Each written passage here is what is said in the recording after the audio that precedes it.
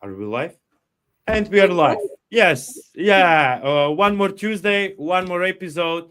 This month started with queens. So last week we have a queen for security. This week we have a queen for AI in 2025, if I may call like that. So I would like to welcome to our queen for tonight, Emilie. Welcome to the show. Thank you so much. That's very kind of you, Martin. Yeah, well, I review a little bit your profile. I see a lot of experience about AI, this, that, and also community lead, a regional director, and all that stuff. So somehow I think in front of the name Emilie should stay Queen, maybe Queen Emilie for AI. That's For yes. yourself, maybe on WhatsApp for motivation. Why not? Yeah, maybe that How should are be you? my pep talk to myself in the morning. I Indeed. I don't really see myself like that, and I think that's also when I get these kind of invites. I'm always like, well, what do I have to say that's all that interesting? So I'm always more curious. I'm more like, hey, so Martin, where did you come from, and what's your Yeah. story to getting where you're at now?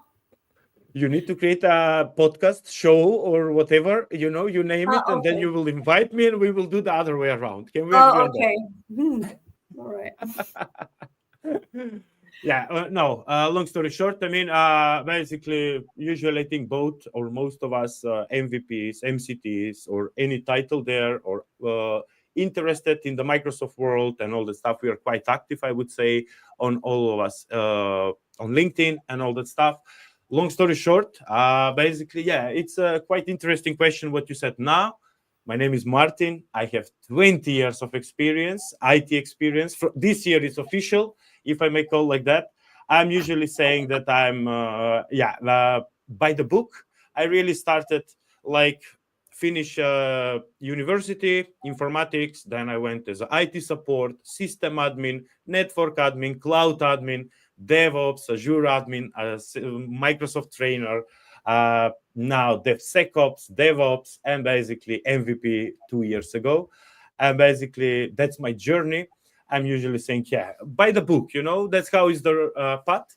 So I was lucky to follow that path, if I may call like that. And basically, here am I.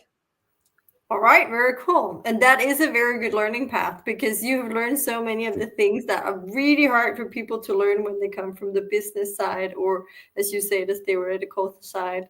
All the Yeah, yeah, networking, all the how the systems connect, and then going on to how we actually do DevOps. There are not that many people out there. yeah, indeed. I completely agree. And I was lucky to catch, I'm calling this 50-50 digital era where I saw the real hardware. And when you enter to the server room, two air conditioner are into you and you are just typing, freezing. There is a camera. You cannot just easy disconnect because of policy standards and all that stuff. And I catch that. And then after that, I catch the cloud, which I'm quite lucky. And now it's quite interesting, even how to say, when my daughter will ask me, Daddy, what did you watch in the past? Did you watch, I don't know, Minnie Mouse, Mickey Mouse? Yeah, we watch, but we watch on the television. We didn't have a YouTube. How did you didn't have a YouTube? Ah, Daddy, come on, don't make jokes with us and all this stuff. No, Daddy, we didn't have a YouTube. We have, I remember Tetris and Nintendo as a Yeah, games, for example, the Game old Boy. Nintendo with yeah, Game Boy, indeed. So, bam, bam, and you were lucky, basically. For example, in the past, if you have this type of a game set at home, Absolutely. and yeah, Yeah, and I suddenly vividly remember mine breaking and not having one and being devastated. You couldn't just get another one. That doesn't happen yeah, nowadays. yeah, yeah, yeah, yeah. That's true. And now when they see Nintendo, in the hands, they can choose any game. Basically, you just need to enter your debit card there, and that's And it. it's just Done. like daddy, and then Yeah, that's yeah, all. yeah. Then you need to fix something here. He's asking for you. So it's quite easy. And now it's. I think there was 2017 or 18 on one project. I was not a fan of Apple products in the past. To be honest, now I'm completely opposite. And there was a advertisement on the internet. On the baby, they give a newspaper and he starts crying. They give the tablet, and the kid is just going, up, up, up, up, up, and basically he starts smiling and all that stuff. So, how much is changed? Wow! Even from the programming, if I may call it like that. Yeah, Sam and Martha. Yeah, that was the name, I think, on this with the dots, and you create the letters. Basically, that was the first programming that I learned and all the stuff. So it's quite a long journey when even the USB. Yesterday, I was cleaning around here and I figured it out. From 25 USBs, I have just one left, which is 16 gigabytes just for emergency, if I may call like that, with some bootable Windows or something like that. But All that right. is not for me. It's about Emily, if I may say like that. Thank you so much. Yeah. For I have question because Yeah. you're the queen of AI, and a couple of minutes ago I read that today officially the European Union put around 200 billions to get into the game together with China and USA about AI. So they to be also with these big uh, countries, if I may call like that. May I ask what is your opinion, just on a polite way, if I may call like that? I think it's too late a little bit. That's my personal opinion, to be honest. I read the news 10 minutes ago, and I said, okay, finally, because the other already built it a lot of stuff, if I may call like that, and we are now 11th of February. They agreed to invest 200 billions or something like that. Is the news? Yeah. And that is very interesting news. I think when you're building on the shoulders of giants, it is easier to reach higher. Of course, Yeah. yes, the EU should have started earlier, no doubt about it, but it's better to get started than not get started. When we saw the geopolitical situation over the last couple of years have become more and more complicated. And Okay. with what we've seen in more recent times, it dawned on me that if you were going to put in these trade embargoes, the one downside that we had in Europe was what is it we buy all the time and are really dependent on from the US, but in some cases China? Well, it's Okay. tech. It's Microsoft, it's Google, it's Amazon, but it's very hard to actually tax that across the different borders because you have subsidiaries in every country and they're selling them, Yeah. and then you sell back the IP rights. So it was very clear suddenly that there in a trade war was an upper hand for somebody who was selling tech. And so when I saw that, I was thinking, okay, now it's not going to be that long before EU realizes that if we're not going to get into this game, it's going to be critical for us. But I also think another very important report that came out was from Draghi. I believe it's 6 months back or more, where he really Okay. highlighted that if we didn't get speed on the digitalization and innovation in Europe, we were going to fall behind. And I think you working in a highly regulated industry and in DevSecOps can definitely sign that when we have to live up to all these regulatory requirements, it requires a lot of work. And that gives sometimes frictions in company, but it also makes it harder to be very innovative and just run with it compared to what you can do in a startup. I mean, if you look at what you can do with a couple of in the past I said young people, now I just want to say passionate people. Give a Yeah. couple of passionate people some open source code, give them a night, a hackathon, Coca-Cola, chocolate or pizza, what they need, they can go really far. And you can rarely go that far and create that much within a company. Why? Well, there's governance, there's security, there is all the compliance, it has to be audited. And I understand it because you have to manage the risk, and it can be very big in a big company and certainly in a big bank.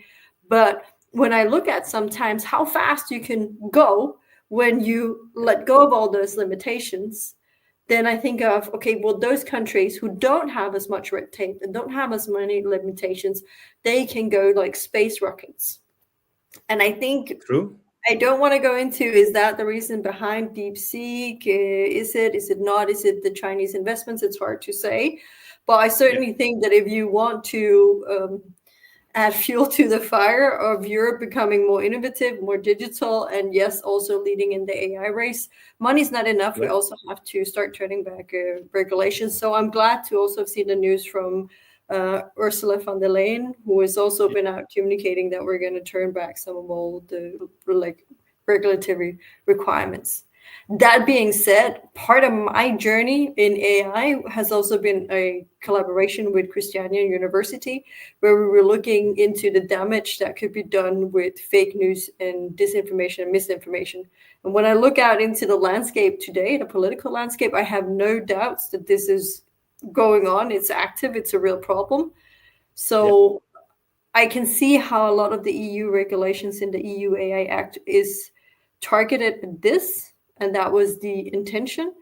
But I also see when working with it in companies that it's basically just creating conflicts and slowing companies down, because most of the legal and compliance department haven't had to deal with this before. It's new, and when it's new and you don't know what to do and you're in legal and compliance, you're risk adverse. And so, if you can just slam the brakes, that's the best thing you can do for yourself, which isn't good And for the it rings competition. and it rings another bell to me now. One statement. Yeah, it came while you were talking. Do you think all these compliancy rule, all these things that they're putting to old organization, big organization, resilience, this and that, also it triggers me now that maybe it's one of the reason why we are late with the latest stuff that is happening with the giants, basically, because yeah, in the couple of months, I think the old Europe was basically under pressure to be compliant with the DORA resilience, which was I think around end of January finished or something like that. It must be finished, and it was just 6, 7, or 8 months. It was the period that all the big companies need to be compliant with that. And I think the people really focused on that instead of what the giants were doing, if I may call like that. So maybe the question is, do we have so many compliancy things that we need to be compliant with all of that instead of focusing on the future stuff? I think that definitely slows us down. And then there is also how we think about Yeah, compliance. So both of us, we're both MVPs. And one thing yeah, I've learned very much from Microsoft is their ability to take regulation and different frameworks and actually put it into the products, so that we either have privacy by design or we have good compliance by design. So it actually is something where you can go in, you can click the buttons, and then when everybody starts working out there in the landscape, it works and you can monitor it, you can audit it, you got your reporting and your logging. Now, that makes sense when you come from a tech perspective. But whenever I have to go and try to sit on the other side of the table and explain it to people who come from, let's say, a legal background, that doesn't yeah, make sense to them. So there is a huge clash, not just in perspectives, but also in backgrounds and what you've learned so far, between the legal part having to handle all these regulations for IT and then never have written a line of code in their life and never had to administer a system or a system landscape. And that's just such a hard dialogue to have, even with the best of intentions on both parts. Does that explanation is tough indeed. Indeed. And as you said, the other side, it's tough where I'm calling usually, yeah, it's the business side, let's call it like that, which you need to explain all of that. And they never seen any piece of code or anything like that. But there's both the business side, but for me, the business sides, they're often economists or they're sales, or they're very focused on like, we need to create value. So at least we can read there, we need to create value. But the people who sit in the EU and create regulation, well, they studied law. That's what you do in order to create laws and regulation. And when that's what you did, your focus is not creating value, which it is normally in companies, and it's also not creating good code or good tech, or it's creating laws that prevent risks. And the more risks that you want to prevent, the more you're tying yourself up in red tape. Any entrepreneur that wants to go out and make money has to take risks. It's the name of the game. Yeah. You're never going to win on the stock market if you're not taking some risks. Yes, calculated risks.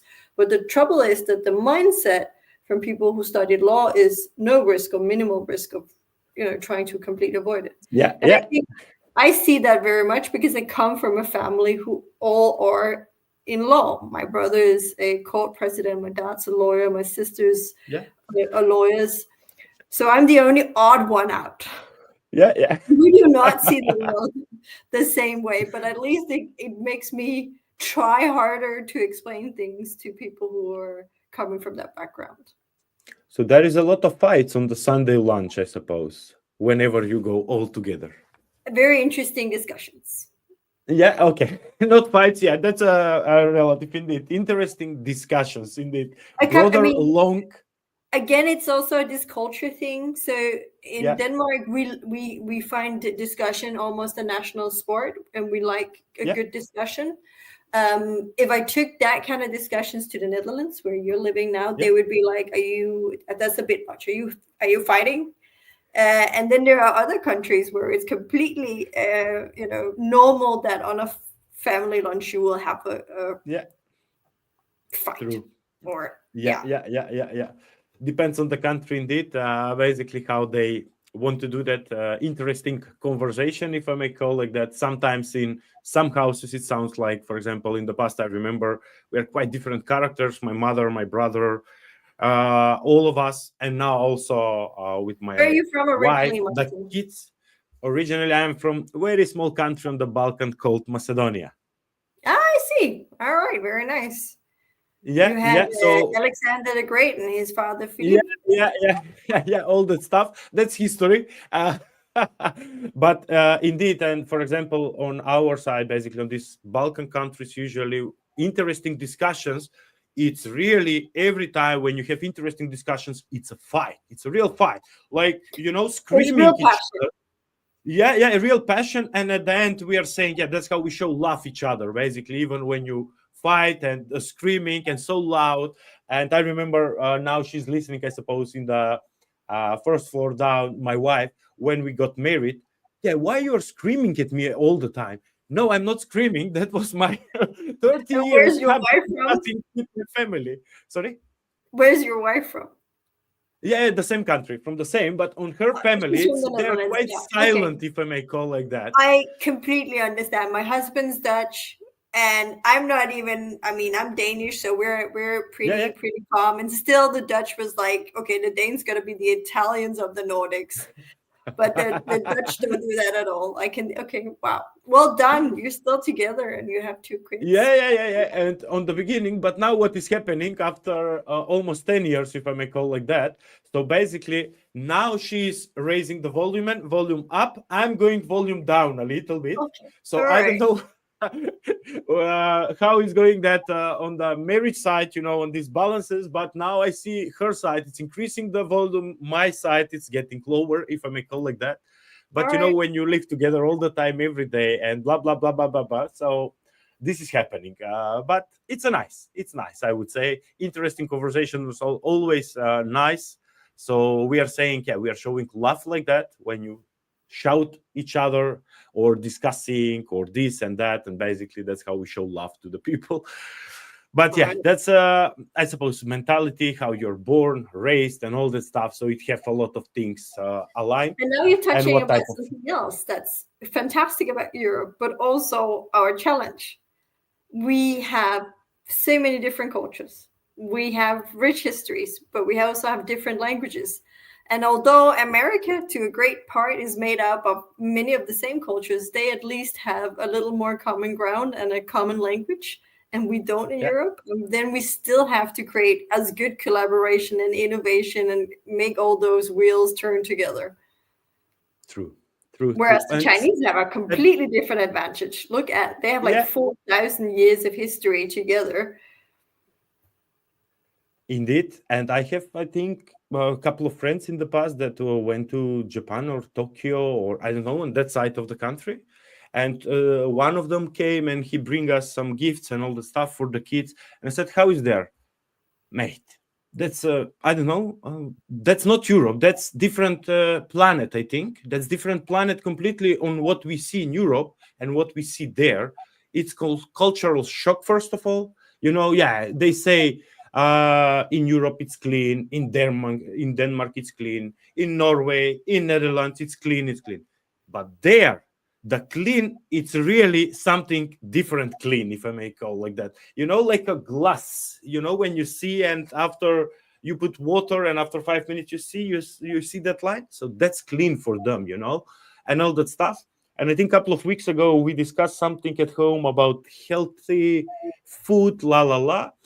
And what happened, they now added on all the products, they added how much calories, basically, prepared meals. For example, I don't know, sushi or some other meals that they have there for lunch. It immediately says 200 calories, 100 calorie, A, B, C, D, E, this type of letters and all that stuff.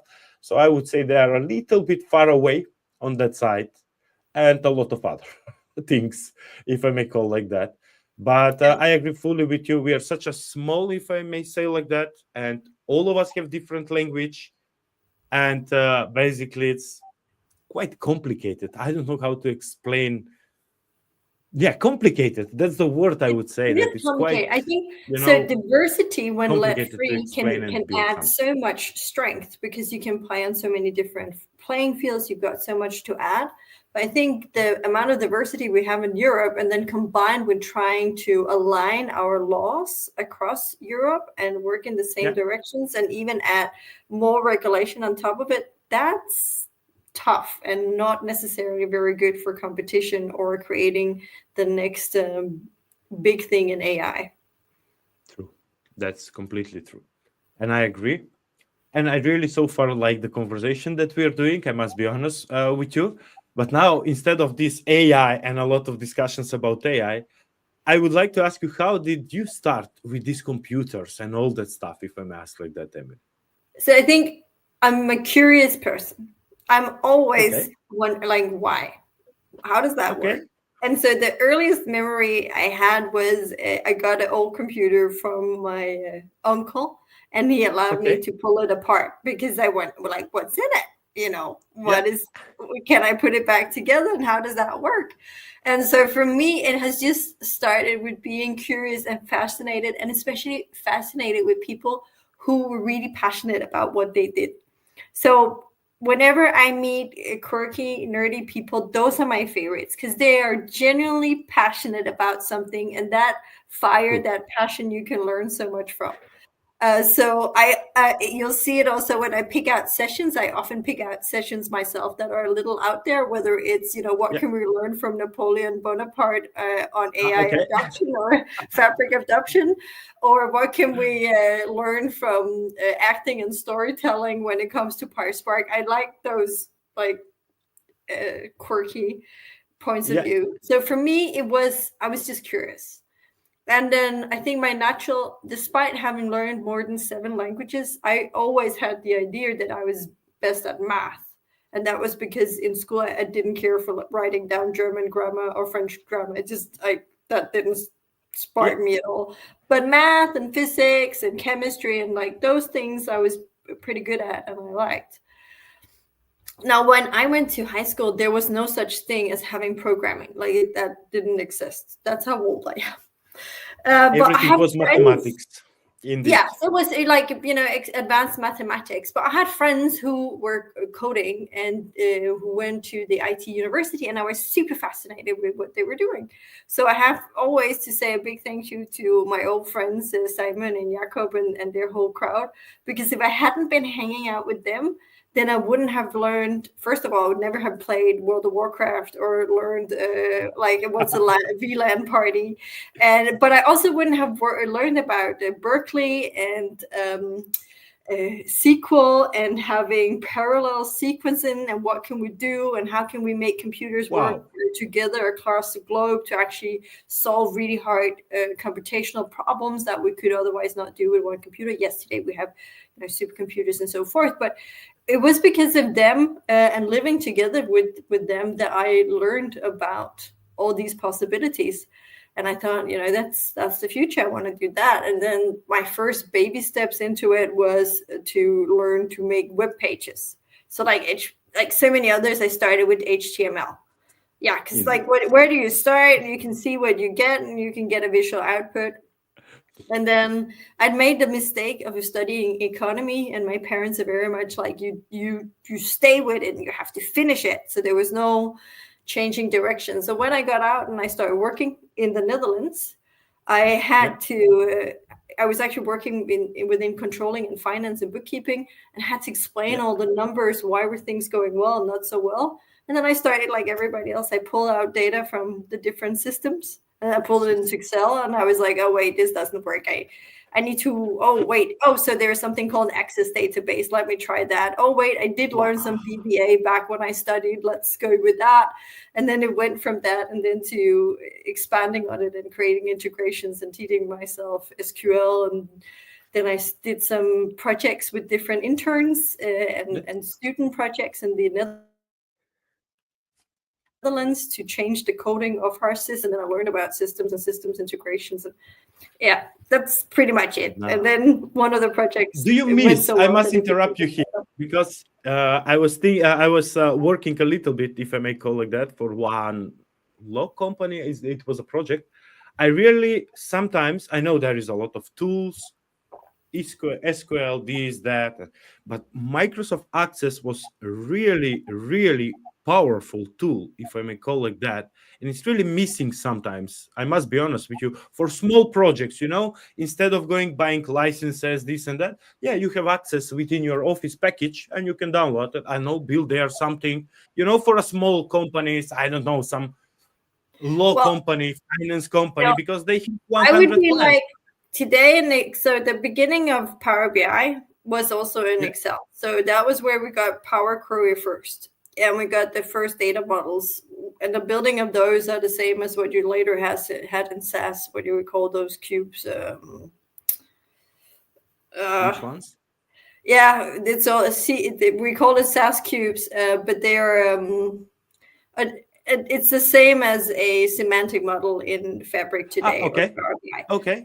But they existed in a different format. So you can sort of see when you've been on that Microsoft journey, you can see how the same modules or components come back and are reused, and it's the same kind of thinking that's going in there. Yeah. So although we don't have the Access databases today, you're up and running pretty fast in Excel. You just do a little bit of looking into it. If you've got Copilot, you can do Python code. You've got Power Query in there. You can build a model. You can get a free license to Power BI. You can do faster than ever before a data model just with a few sheets that you're uploading from Excel. And you even get automated reports that's just done like that. So it was, for me, but it was a good learning, because what I learned was the first foundational modules of starting to work with data in the Microsoft universe. And then once I got into doing the startup first had 10,000 products, and then we had another supplier, and we got 20, and then we got 30,000, and then suddenly had to work with a lot of data. Of course, we had Apache Spark databases. I had to figure out how to, how do I do this? And I had luckily help from some very good guys who were actually educated in computer science, which I wasn't. So they also taught me a lot. So thank you to those guys. But we had different issues, because suddenly when you have 30,000 products and you need to do price optimization, you need to do SEO, you need to do SEM, and you need to do the optimization of the cache of the pictures of all the products, you run into a lot of new problems that I hadn't faced before. And I knew I needed to learn more. And so then I went back and took my master's degree, which is in actually quantitative finance and econometrics. And then people are like, how does that fit? Because that's all the math that you need to learn to do advanced statistical modeling that you need to do machine learning. And that was the master's I could get into. And that was how I then got started on the data science, machine learning, then AI path. If that makes sense. That's really nice. And that's I would say, if for me it was the IT support path for becoming what I am now, I think what you just said, it's exactly, if you want to be by the book or something like that, I think all of this analytical, if I may call it that, skills, and how that goes with the numbers, Excel, this, that, then how I completely agree, and I think this should be the path. So I think it's been a good journey for a long while, but I'm often like, oh, I wish I'd studied computer science. Because when it comes to the intricacies of VNets and securities and some of the pipelines in DevOps, this is where I'm like, I have to really do my best and keep learning to be strong there, because it's not what was in my original education, or greedy algorithms for that matter. I would just say to you here, you don't need to worry about that, because, for example, for me, when it comes on the programming side, for me, the first year was algorithms, basically writing on a paper how it works and all of that. Then we started C, C++, and then Java. HTML, CSS in that period, .NET also. What I most appreciate for the university is about cryptography. Basically, we have a special subject which I really enjoyed on this encryption, decryption, how it works, and then what we see in the movies, this with the confidential documents, sending data, and all that stuff.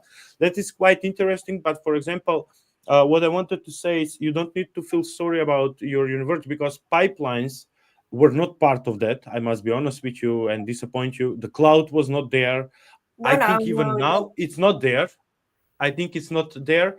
I was happy maybe to achieve how it's Microsoft exam now. We pass how we pass Microsoft exam like questions, and you need to select that.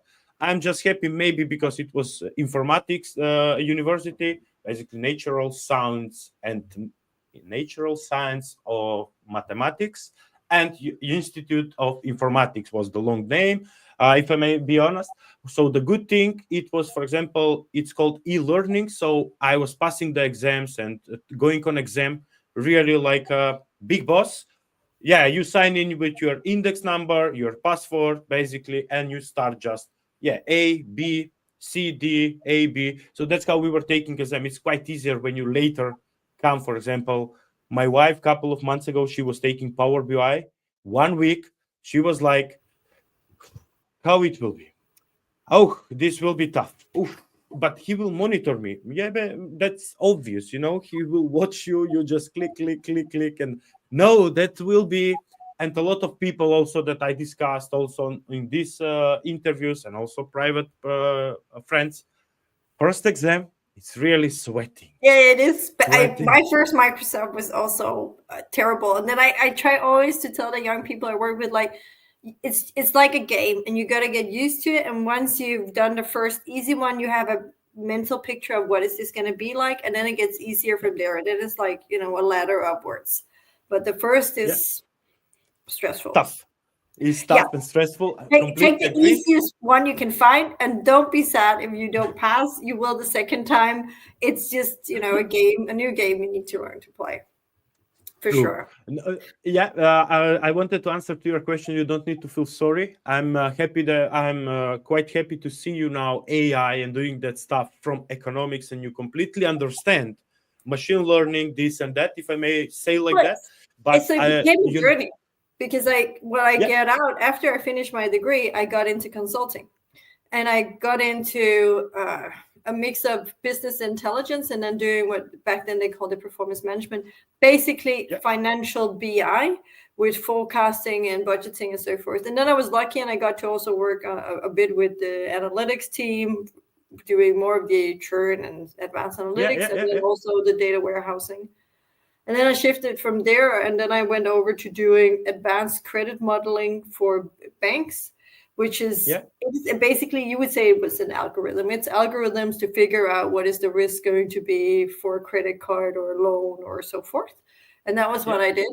And then they were working very much with like SAS Institute or Statistica software. And at that time, I yeah, was like, no, no, no. With these partnerships that Microsoft is creating in the cloud, they're going to win the game.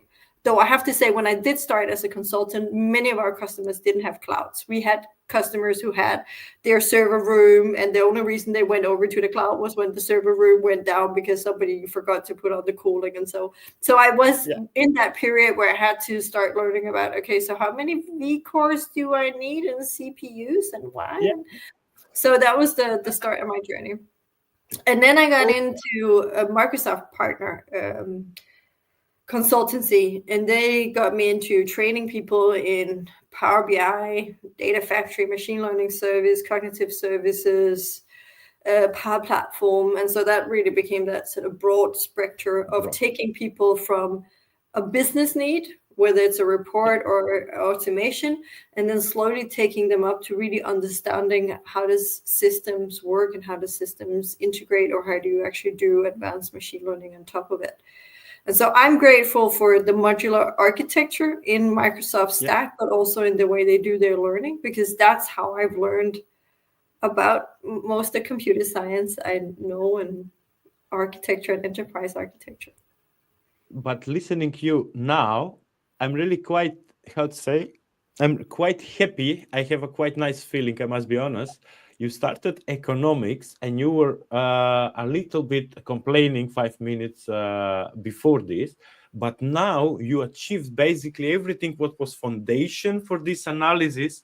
You really jump on the, how to say, on the top where everything is up to date. And I think the economics really help it to you now. I must be honest with it. Maybe I mean I felt like the missing link that really fell together was I was quite lucky that the company proactive fellow of mine that I was working for, Yeah. they gave me a minor in machine learning and AI at MIT. First they thought it was the most ridiculous request ever, and then they were like, okay, sure, we can do that. But when I went there, I really got to connect the dots between all the math I'd learned, all the advanced stochastic calculus and all the statistical modeling and so on. And then how do you actually use this to create an RNN and a CNN? And how does that work for optimizations? And taking the math and all the economics I learned and then putting it together with the engineering that was needed to understand machine learning and AI. So that was for me the moment where I connected the dots. It was also, for me, it was this window into the future, because I might have thought a few years back, oh wow, with all this data, machine learning and AI is going to be the future. But when I sat there at MIT and there was fighter jet pilots from South Korea and the Middle East and Austria, and I was like, hang on, why the hell do you need to learn machine learning? But there was a data scientist from Disney World, and he was like, oh, I'll explain that to you. We've got this whole army of drones, and we control them and all the lights with machine learning. So that's the same that they need it for. And I was like, oh, hang on here. So there was this was all these, it was this mix of people from across the world where you were wondering, why did somebody pay for this expensive education for them? And it really made sense. And on top of that, there was also, of course, people from banks and so on. But we learned how you could apply machine learning and AI, not just to mammographies to help in healthcare, but it could also be used for military. It could also be used for creating new code or understanding people's behavior online and analyzing this. And they brought that very well together. And those courses were actually not just taught to us, but they were also the foundational courses for the PhD students who were starting their PhDs in the area of machine learning and AI. So for me, that was an awakening and a little window into the future that really made me see, okay, where are we going with this? Yeah, and that's the humanity. A couple of months ago, I saw on one conference, Microsoft AI. I think it was this year or last year. I think it was last year, the first one, when they promoted what is happening, how this works, and all that stuff. And there was an examples on the internet. The people really, we as a people are this. I don't want to mention the word, but they immediately started testing the robotics, dock like a robot and put a bomb on it. And Yeah. From Custom Dynamics, it's super cool. Robot, cat robot. Yeah, it's super funny. But that's the first example, But that's the first example. Why don't we think of something, I don't know, something to help and all that stuff immediately on the bedside, Let's make how the bomb will work and all that stuff. And it was really interesting to see how much progress it have now. Also, I think that it's a big market. I was reading somewhere a couple of months ago about the drones. It's really huge. There is how it's called this, where all the big companies are there, so you can go and watch. I don't know the English word now in my mind. Yeah, it doesn't matter. So you go on this, and you have all the companies that they created the drones with this, with weapons, with that. So you can control from distance 10 kilometers, 100 kilometers, this, that, like we were watching in the movies in the past, if I may call it that. I watched yesterday, I think, Mission Impossible, the last part 1, sorry.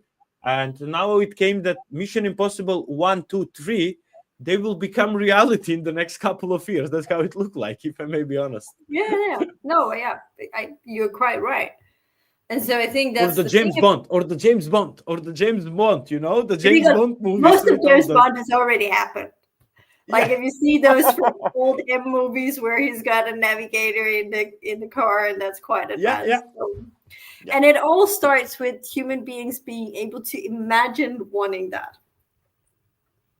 True. And that's the first part. I always try to teach that to the people I work with, that the reason why I'm trying to get you to do all these learning paths and different things is because it will give you a mental map of what does automation look like, what does AI look like, what does the possibilities look like in cookbooks, and from there you'll start to have a picture in your mind of what could be possible. And that's the most powerful tool that we have as human beings. It's our imagination, imagining what we could do and what could happen and envisioning it. And unfortunately, some people envision Mission Impossible, James Bond movies, and others, how we can save the world.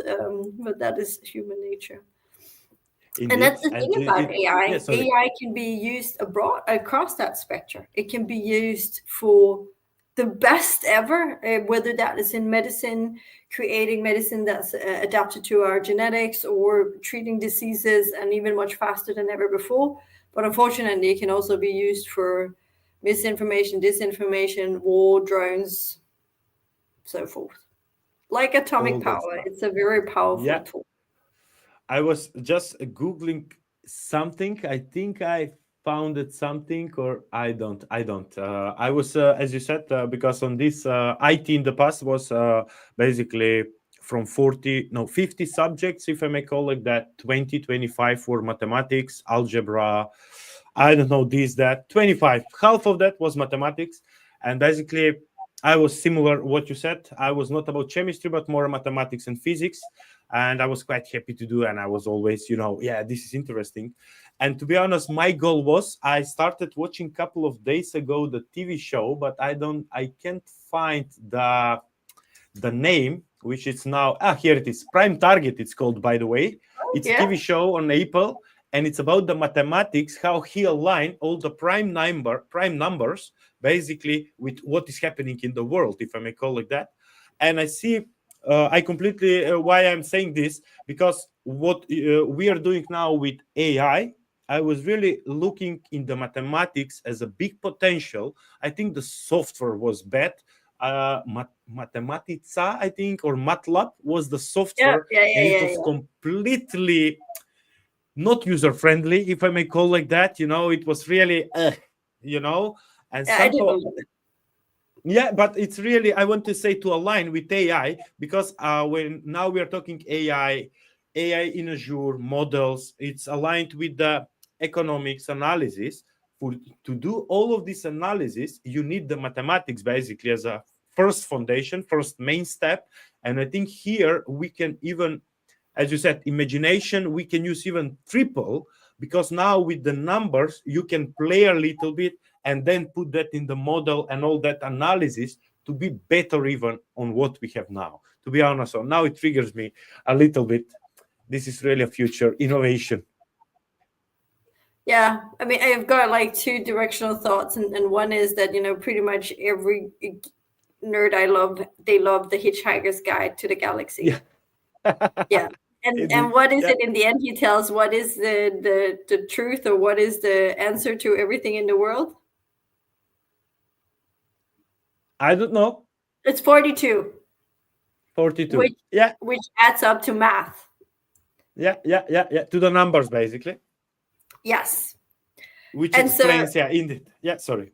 Yes, again, so that's back to, math is what really can solve all of the issues we have.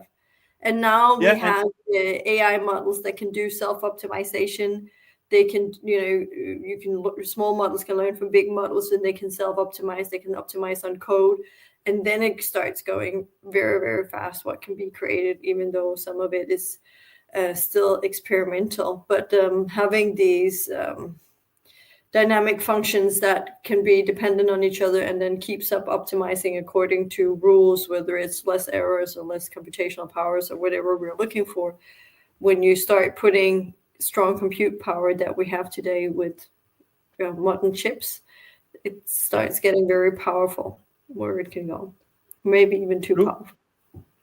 Too powerful. I agree on that one completely. And reading the news around and what is happening, it's currently, and it's going there to become really too powerful, if I may say like that, and agree with you. So it will be interesting what it will be happening in the next couple of years. Yeah, this year it's already starting with the agents, and last year it was when they announced AI. And this year we already have the agents and so many different platforms, so many AI. and all that stuff, which like the is possibilities are endless, but then reality comes. Reality being most companies have legacy systems that cannot work together with most of, like, they can't even do an API call, and then you can't work yeah, together with the LLMs, and you can't create an agent, and so you're done with it. So there's also just this gap between where most companies are at, and then also yeah, just trying to explain to most people who don't work with IT what is an agent and what can an agent do. And I think that was the first epiphany to me, was like, when I couldn't explain it with ChatGPT anymore to people, I could tell they were lost. And I was like, this is going to take a long time. We might be able to technically do this, but it's not going to be rolled out that fast because nobody gets it. They can't imagine it. They've never seen yep. it. There's not been But movies about agents like that. yep, indeed. And I think it's a different frequency. How, I'm calling usually two type of people that are stepping out from their comfort zone and they just search on internet maybe or do stuff looking at Facebook or any other social network.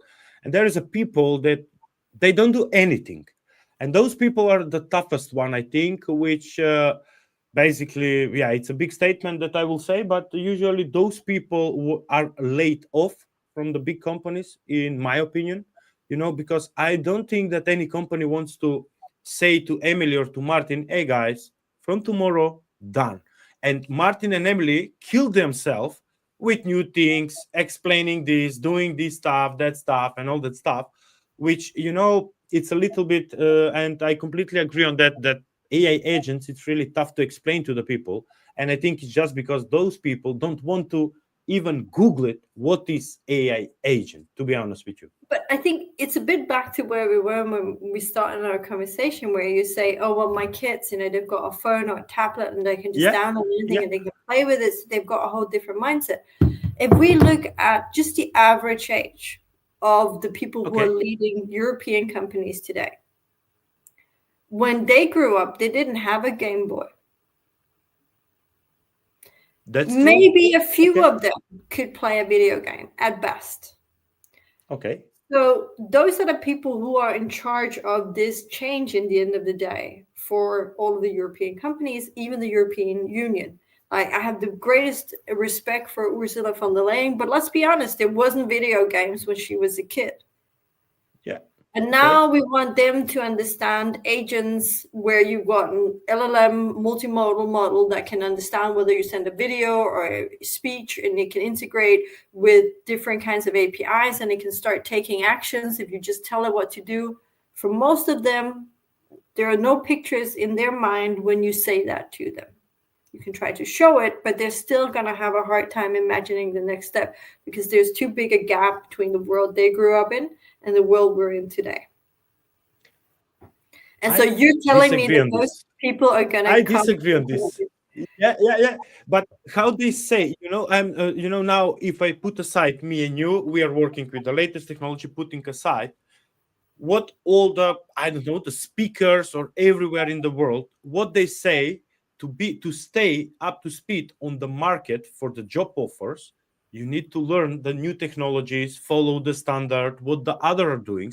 I know those people that were mentioned, yeah, they learn law and this and that, but there is, in my opinion, AI need to start with law because it's a lot of paperwork, in my view. It is currently, yeah. Yeah.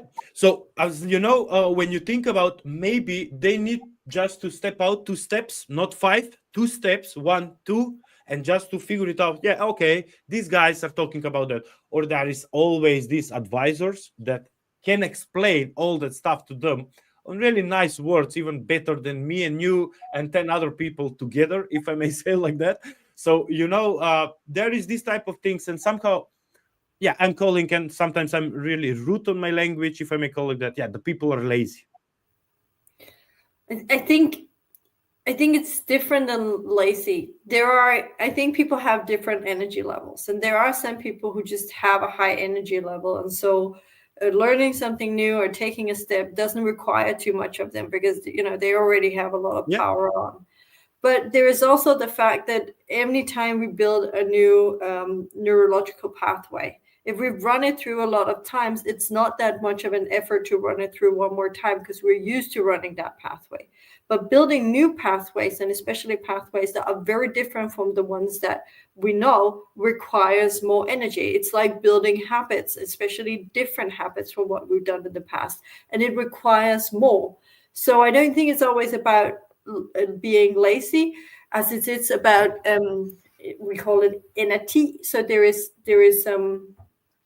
all elements are going to slow down, or they're not just going to keep going forever. There will always be something slowing them down. And when you have something new, you have more resistance to going down that path and doing that, which is completely new. Does that make sense when I explain like that? Okay. Yeah. It makes sense. I'm just But for thinking while me, you're talking. when I'm frustrated with people, I'm like, why are you so lazy? Why are you not doing this? Until I go and I sit on the other chair and I'm like, hang on, let me look at what was their pathway to where they are today.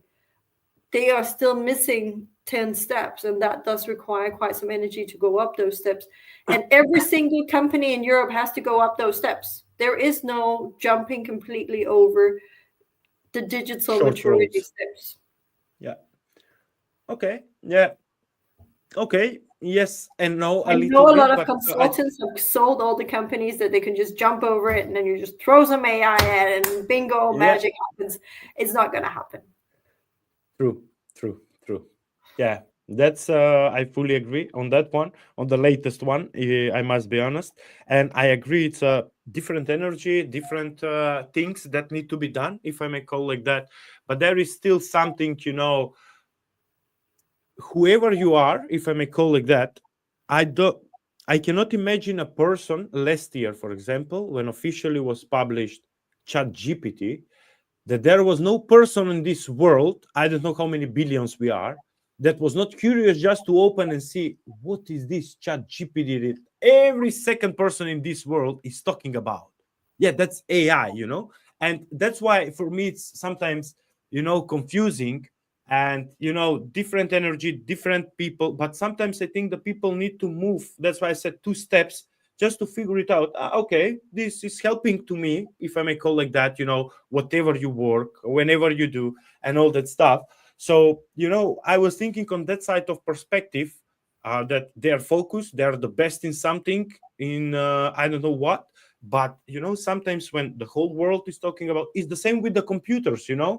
Why everyone have a computer now? Because everyone have it and it's needed for your job. But in the past, I suppose there was every fifth person or family have the laptop, and I catch that era, if I may be honest. It was quite expensive to have a laptop, so usually you have a desktop computer. But now it became, because everyone have, and it requires to you. So now everyone have minimum one or two, one laptop, one tablet, or two laptops, two tablets, but some type of a digital that basically. And this is coming from my analysis, because my personal, broader overview, how it happens. The older people, for example, my family, my parents, and some other 60, 70, they started using Facebook because everyone in the neighborhood, hey, your son is there, your daughter, hey, where is that? Yeah, it's an application, you need to click, and everything is, you just need to move with the finger. So that is my point, why I'm saying, sometimes we need just to step out one step from that comfort zone and just to understand those things, to be honest with you. Yes, but we have to have a reason to do it. True. And a mother will always want to see what her children is doing. So she's naturally motivated to be on Facebook or Instagram or wherever they are. And dads, they need to just make sure that that bloke she's dating is okay. And so there is a natural reason for them to go and do this. Whereas until somebody has explained to them how many things they can do with ChatGPT, they don't have a natural reason. So we always have to remember the human nature needs that cookie in front of us before we start moving. So why am I going to do this? What am I going to get? Okay. Yeah. What am I going to try? Indeed. And I think most of them will throw the notes with all the recipes about cookies, cakes, this and that, when they will see that there is a chat GPT, and especially the free version. Let me be frank, I was just thinking, my husband could benefit so much from using it for cooking. He does not. He's not gotten to that part, but he's very proud of how far he has gotten. Indeed, indeed, and there is so many, to be honest. And if you have the premium, you have the latest, the fancy recipes. I will tell you because I was searching some others. So I didn't understand why I needed Pro until now. They got the O3 agent, and I was like, Yeah, okay, maybe I need a Pro. But then I started figuring out that if you went into AI Foundry, you could actually get the same models and you can start building your own agents, and you didn't actually need to have the pros. I was kind of like, I'm going to do that instead. yeah. My goal for this year, I must share with you, and it takes a lot of time sometimes, and sometimes, yeah. Should I share that data there? I want to create something like a Jarvis, I think it was called, from Iron Man. So Yeah. give him all my data. For example, yeah, the kid's name, my wife's name, what we do. Yeah, in 7 o'clock, wake me up for this. 8 o'clock, I drink coffee. These type of things, just to see how it will be. It will be interesting. I really expect this year, to be honest, to build something like this. But let's see how it will go. So I think something I've been really sad about was that I was excited about doing all this work, and I was like, look, and I can do it, and I can create this and the demo for you. And then I've been kind of disappointed in how few companies wants to do that, and how like there's a million jobs out there that says AI, but most of them are so limited when it comes to what we're actually going to do. So if anybody out there is in an actually exciting company that actually wants to build agents that's actually going to be a difference, or more advanced LLM models, I'm all up for it, and I would love to join that, because currently I'm seeing a market where mostly they're just beating up the same old horses of can I have a chat GPT and can it improve my data? How is in Denmark, if I may ask? Because here in 60%, oh, maybe even more, 70, 80%, ChatGPT is blocked. So in the financial institutions in Scandinavia, everywhere, 80% in this country, 80% of the companies, it's blocked. Yeah, well, there might be. Yeah. But it's quite challenging. Also, what I saw, basically, maybe it's a different perspective of view. But for example, the Hugging Face, and I was a couple of months ago. Everything that you have in Hugging Face, you can have in the Microsoft platform. So that's just called Model Catalog. Yeah, but the funny thing is that it's quite open source, and for example, it's really quite risky. It's big risk because the data can be really easy, I would say, go out, and that's the big risk in our view, in my view also. So that's then I have to highlight that in Model Catalog, there actually is down in the bottom some approvals from Microsoft where they actually give it a stamp of approval. If it doesn't leave, there's no hidden layers, there's no security problems, you get a whole score of it. So that's the one thing that Microsoft has going for it in Model Catalog compared to just working with Hugging Face in open source. True. It will be quite interesting, and there is a lot of models, to be honest. Sometimes when I explore, I think it was 3-4 weeks ago, I opened and I was really confused. Which model should I use, to be honest with you completely? And we know for what? O3. Yeah, for I don't know, for testing, play around, and just explore the world with the. Yeah, sorry. Because there are some models that are really great for molecules, and some are great for automations, and some are really good, and they're all. Yeah. For me, it was a basic stuff, something like O3 model. But you can get DeepSeek, but probably not for ABN AMRO. Yeah. No, not for there. I was testing personally and all that stuff, just exploring and building a model for myself. Yeah, this can help me with, with developing. This can help me with my, some weird questions from the kids maybe, and all that stuff. It can give a nice explanation, polite explanation, and all the stuff. So that would be Mistral. I think that's the one for the kids. And for your coding, you want to know one.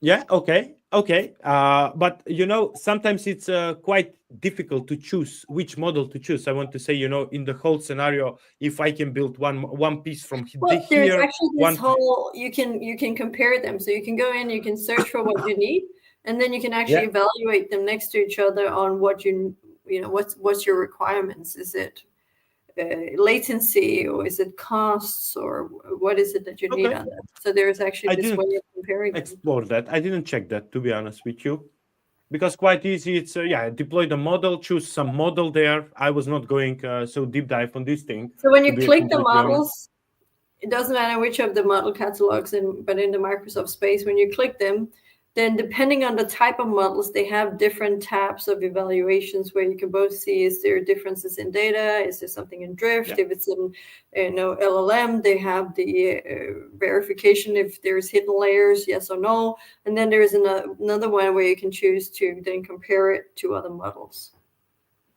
Clear. I was showing it this. I was supposed to show that this Saturday, so now I had just been Yeah. thinking. That's nice. That's nice. Okay.